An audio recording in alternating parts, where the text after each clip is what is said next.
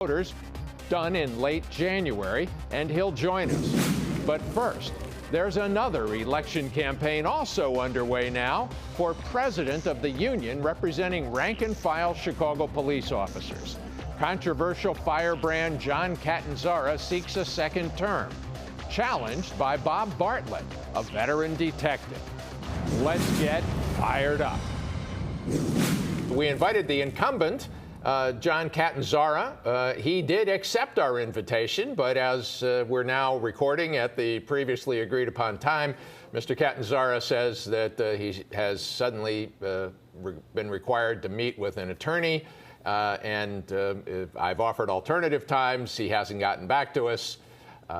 Just to let you know why Mr. Catanzara is not here. There are some officers I know who admire him for having posted some of these things, supporting President Trump and having done some of those things in uniform, having made posts. There was an anti-Muslim post. I think he referred to Muslims as animals who should be killed. Right. He has a response to that, saying it's been taken out of context or misinterpreted. But would you do that kind of thing? No, that was more about bringing attention to him, getting attention, because he's a me person. Everything he wants all the limelight on him, and that's why he has these outbursts. And it's just not a professionalism that this lodge should expect. So how do the rank and file view him? I mean, they admire him for sort of being willing to throw a grenade out there and kind of blow things up and cause an uproar. Right. I think the members want and they deserve somebody that speaks out. But when you're destroying all the relationships that this lodge needs to get things done, then it's a problem.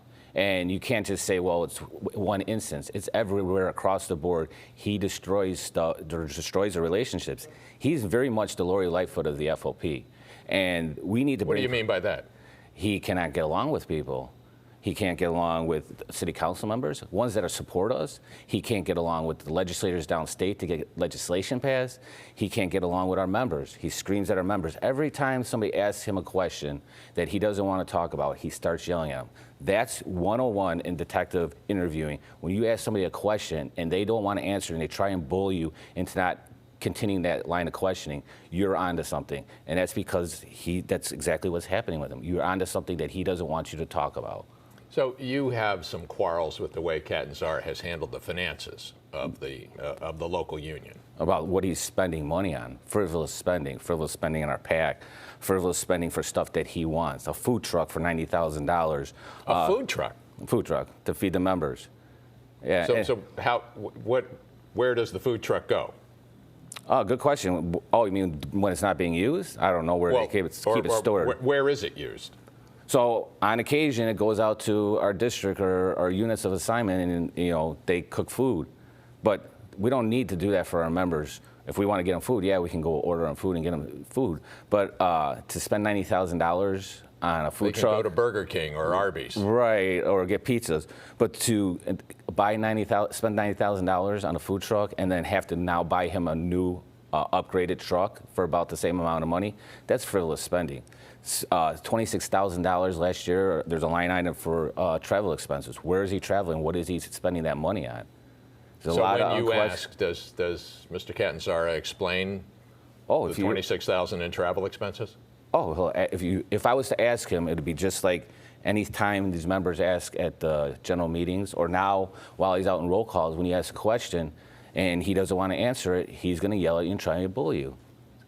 Huh. So tell us, in a nutshell, how would you change things at the Fraternal Order of Police? Well, we're going to change it with our administration, the people that are running with me. I got a first vice president, Danny Quaid, who has a degree in political science. He's going to bring more professionalism to the lodge. He's going to run our PAC. He's going to run our lobbyists. He's going to get our legislation done. My third vice president's an attorney. She's going to be in charge of legal defense. She's going to help me find an attorney for our next contract negotiations. And then I got, at Treasurer, I have an accountant, Michelle Tannehill, who's going to be in charge of the books and cutting that frivolous spending. So we're going to bring professional people into the lodge. What this lodge should have. This is a multi-million-dollar company, and we should demand professionalism from our lodge. All right. What about the endorsement of Paul Vallis? Do you agree with that? I agree that he's a very good candidate, and he'd be helpful to the lodge. Yes. All right. Bob Bartlett, detective, candidate for president of the Fraternal Order of Police. Thanks for joining us, because next up we're going to be talking to Paul Vallis, who was just